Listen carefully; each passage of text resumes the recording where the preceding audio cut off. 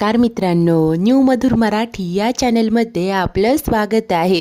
घरोघरी मातीच्या चुली या मालिकेच्या आजच्या एपिसोडमध्ये आता सुमित्रा कौतुकाने सांगते की तू शरूच्या भल्यासाठी जे काही केलंय ना जानकी, त्यासाठी तुझे जितके आभार मानावे तितके कमीच आहेत बघ. तेव्हा जानकी सांगते की आई, मी काहीही केलं नाही आहे, मी फक्त माझं कर्तव्य करते आणि त्यासाठी मला जो मार्ग योग्य वाटेल तो मार्ग मी अवलंबते. असं जेव्हा जानकी बोलते तेव्हा सुमित्रा कौतुकाने पुन्हा बोलते की अगं, तुझा मार्ग या घराच्या सुखासाठी आनंदासाठीच असतो इतकंच. तेव्हा आता जानकीही म्हणते की आई हो पुरे, आता बघा आपल्या घरात पूजा आहे. माझ्या कौतुकाच्या नादात पूजेचा मुहूर्त निघून जायचा. सुमित्रा सांगते की बघितलं ऋषी कसं विषय बदलतेही. तेव्हा आता जानकी हसूनच म्हणते की आई असं काहीही नाही आहे. आणि आता सर्वच जण खूप खुश असतात. सुमित्रेला जानकीचं मनापासून कौतुक वाटत असतं. तर त्याच वेळेस इकडे आतमध्ये असलेला राहुल शर्वरीला म्हणतो की तुझं डोकं ना एखाद्या मशीनपेक्षाही फास्ट चालतं. म्हणजे जेव्हा तू मला म्हणाली होतीस की ती डेड बॉडी या घराच्या मागच्या अंगणात पुरायची, तेव्हा मला विशेष वाटलं होतं. या गोष्टीवरून आपलं भांडणही झालं होतं. तेव्हा ही शरूही हसूनच म्हणते की हो, आणि त्यावेळेस नक्की काय घडलं या दोघांनाही आठवत असतं. आता शर्वरीने विक्रांतच्या डोक्यात हतोडी घालून त्याला मारलेलं असतं. तेव्हा राहुल तिला आता विचारत असतो की शर्वरी, या बॉडीचं काय करायचंय? ही बॉडी आपण इथे जास्त वेळ नाही ठेवू शकत. जर कुणाला कळलं तर वाट लागेल आपली. तेव्हा ती सांगते की आय नो, मला कळतंय, म्हणूनच ही बॉडी आपण आमच्या घराच्या मागच्या अंगणात पुरूया. तेव्हा आता तो धक्क्याने बोलतो की काय अगं, डोकं फिरलंय का तुझं तुला कळतंय का? तेव्हा ती सांगते की हे बघ राहुल, तुला कळत नाहीये. समजा देव न करो हे प्रकरण उद्या कोर्टात जरी गेलं ना, तरी आपण तिथे ही स्टोरी वापरू शकतो. आपण त्यांना सांगू शकतो की जर का हा खून मी केलं असेल तर मग बॉडी अंगणात आणून का पुरेल? तेव्हा राहुल आता विचार करत म्हणतो की परंतु समजा हा युक्तिवाद वर्क झालाच नाही तर, समोरच्या वकिलाने क्रॉस क्वेश्चनिंग केलं तर मग?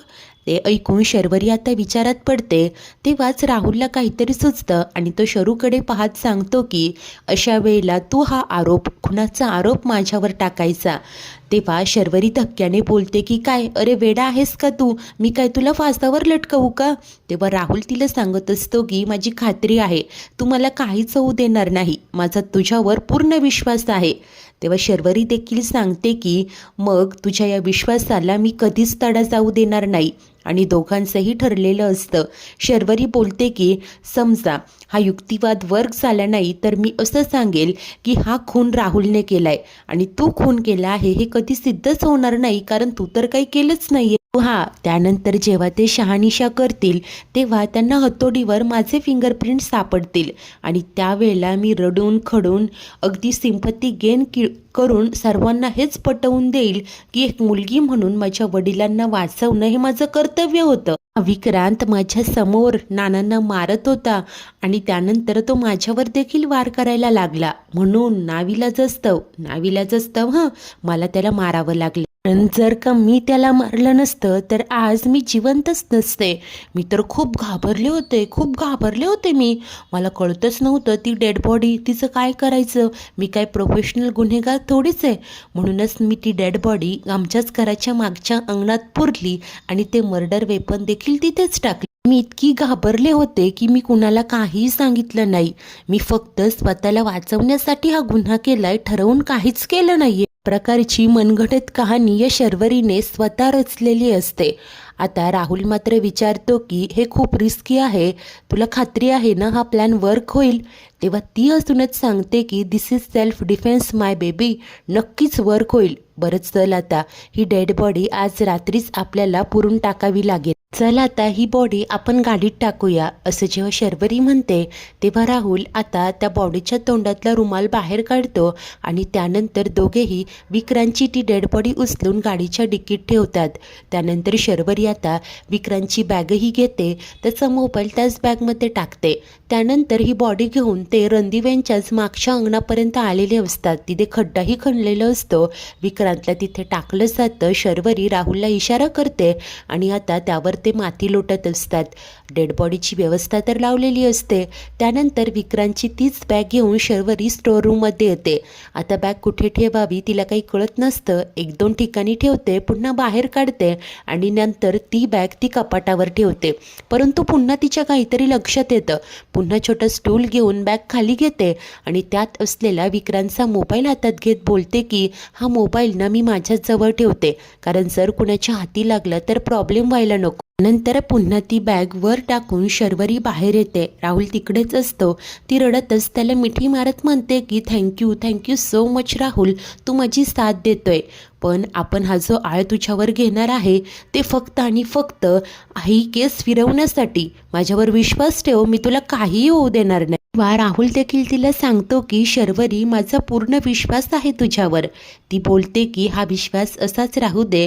सगळ्यांना असंच वाटलं पाहिजे की हे आपोआप घडतंय. हे सगळं आपलं प्लॉटिंग आहे, याबद्दल कोणाला संशयही येता कामा नये. राहुल देखील ठीक आहे सांगतो आणि त्यानंतर दोघेही तिथून निघून गेलेले असतात.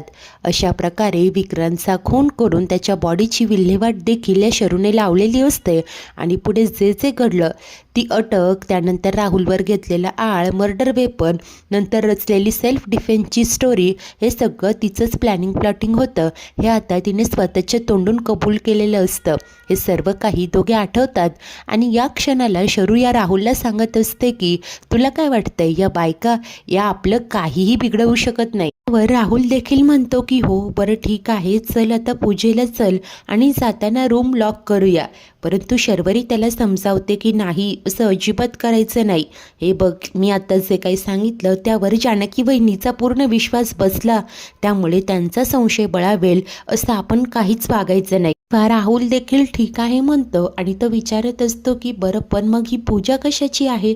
तेव्हा ती सांगते की अरे लग्नानंतर मुलीचं नाव बदलतं ना, म्हणून मग तुला ताटामध्ये माझं नाव लिहायचं आहे. तेव्हा तो बोलतो की ठीक आहे, मग मास्टर माइंड लिहूया. शरू अजूनच म्हणत असते की चालेल मला, परंतु तो म्हणतो की पण मला नाही चालणार.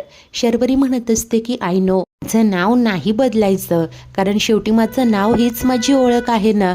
तेव्हा आता राहुल देखील प्रेमाने म्हणत असतो की हो, मलाही नाही चालणार. किती गोड नाव आहे तुझं शर्वरी, मलाही हे नाव बदललेलं नाही चालणार. तर त्याच वेळेस इकडे बाहेर सर्वच जण एकत्र असतात. तेव्हा सुमित्रा म्हणते की अरे जा, कोणीतरी त्यांना बोलावून आणा, उशीर होतोय. आणि तेव्हाच शर्वरी आणि राहुल दोघेही समोर येतात आणि आलोय आम्ही म्हणून सांगतात. शर्वरीला हे असं खुश पाहून सुमित्रा पोटमोडं दृष्ट काढत असते. त्यानंतर गुरुजीही आलेले असतात आणि या पूजनाला सुरुवात होते. राहुल आणि शरू पूजेसाठी बसलेले असतात. गुरुजी मंत्रोच्चार करत असतात. राहुलला सांगतात की तुम्ही हे पाणी आचमन करा. शरू देखील राहुलच्या हाताला हात लावून पूजेसाठी बसलेली असते.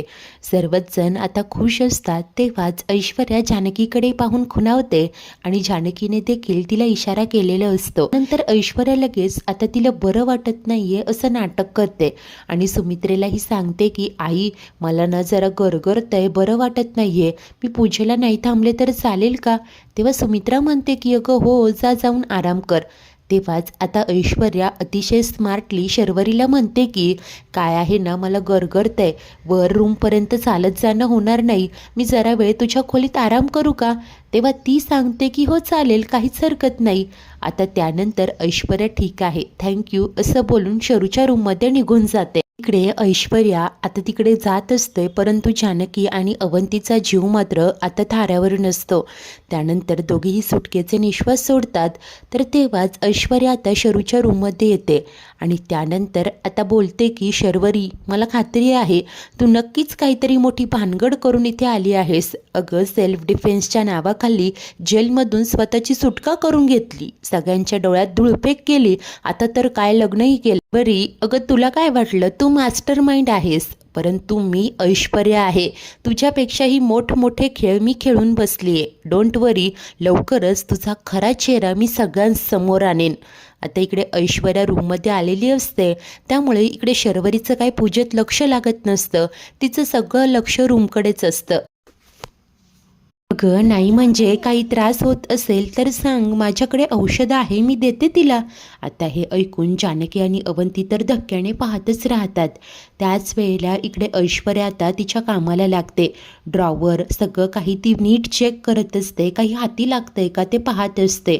इकडे जानकीला मात्र आता या शर्वरीला काय सांगावं कळेनासं होतं. तो ही शर्वरी पुन्हा पुन्हा खोदून खोदून विचारत असते. जानकी सांगते की काही नाही, जरा डोकं दुखतंय, होईल बरं. तेव्हा ही शर्वरी सांगते की हो ना, मग माझ्याकडे आहे गोळी, मी देऊन येते. त्यावर सुमित्रा सांगते की शर्वू, अगं 10 मिनिटात पूजा होईल मग जा. परंतु ती नाटकं करत म्हणत असते की आई अगं तिचं डोकं दुखतंय, तिला औषध द्यायला नको का. तेव्हाच इकडे या ऐश्वर्याने शर्वरीचं कपाट उघडलेलं असतं. त्यातील काही डॉक्युमेंट ती बारकाईने पाहत असते आणि सगळं काही नीट तपासत असते. तेव्हाच इकडे शर्वरी आता रूमकडे जाणार. ते जानकी अडवत बोलते की वंसा हो कशाला, माझ्याकडे आहे ना गोळी, मी देते, तुम्ही बसा बघू पूजेला. परंतु शर्वरी सांगते की बहिणी अगं माझ्याकडे जास्त पॉवरफुल गोळी आहे, त्याचा इम्पॅक्ट लवकर होईल. आता ही शर्वरी हळूहळू रूमकडे येत असते. आता इकडे ऐश्वर्याने मात्र सगळा पसारा बाहेर घेतलेलं असतं. बॅग्स ओपन करून त्यातले सगळे कप्पे नीट चेक ती करत असते आणि तेव्हाच शर्वरी देखील पुढे पुढे येत असते. जानकीचा जीव आता भांड्यात नसतो. आता ही शर्वरी दरवाजापर्यंत येते, ते जानकी आवाज देते की वंस. आता आतमध्ये असलेल्या ऐश्वर्याने तो आवाज ऐकलेला असतो.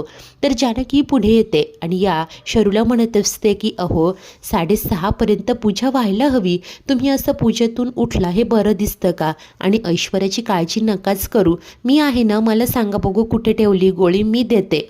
परंतु आता इकडे शर्वरी म्हणत असते की काय अगं असं 2 मिनिटांनी काय फरक पडेल, ओके आलेच मी, असं बोलून ती आता पटकन दरवाजा उघडते. जानकी देखील धक्क्याने आतमध्ये पाहू लागते. परंतु आता वेळीच सावध झाल्याने ऐश्वर्याने सगळं काही नीट ठेवून दिलेलं असतं आणि आता डोकंदुखीचं नाटक करत ती बेडवर झोपून असते. आता शर्वरी आजूबाजूला नजर फिरवते. कपाटही बंद असतं, सगळ्या वस्तू जिथल तिथे असतात. ते पाहून जानकी देखील सुटकेचे निश्वास सोडत असते. त्यानंतर शर्वरी मनाशी विचार करते की ही तर खरंच बेडवर आडवी झाली आहे, हिचं खरंच डोकं दुखतंय वाटतं. आता ती ऐश्वर्याला विचारते की खूपच बरं वाटत नाहीये का गं. ऐश्वर्या ही नाटकं करत सांगत असते की हो ना. तर शर्वरी बोलते की थांब आणि ती कपाटाच्या दिशेने जात असते. इकडे जानकी ऐश्वर्याला खुणावत सगळं ठीक तर आहे ना तेच विचारत असते. जानकीला खूप काळजी वाटत असते. परंतु तोपर्यंत ही शर्वरी आता कपाटाजवळ येते आणि तिला कपाट उघडून बघायचंच असतं. ती कपाट उघडते परंतु सगळ्या वस्तू टापटीप असतात. बॅग्स देखील जिथल्या तिथे असतात. आता इकडे शर्वरी तिथे असलेला फर्स्ट एडचा बॉक्स हातात घेते.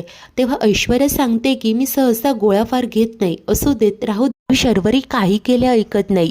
ती आता ऐश्वर्याकडे गोळी देते आणि सांगत असते की घे बघू गोळी घे, अगं घरात फंक्शन आहे, निदान सगळ्यांमध्ये येशील तरी, आणि माझ्या समोर घे हं. तेव्हाच इकडे जानकी खुणावत ऐश्वर्याला फक्त गोळी तोंडात टाक असं सांगते.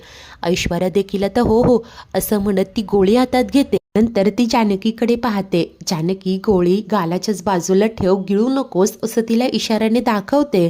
आता ऐश्वर्याने तेच केलेलं असतं.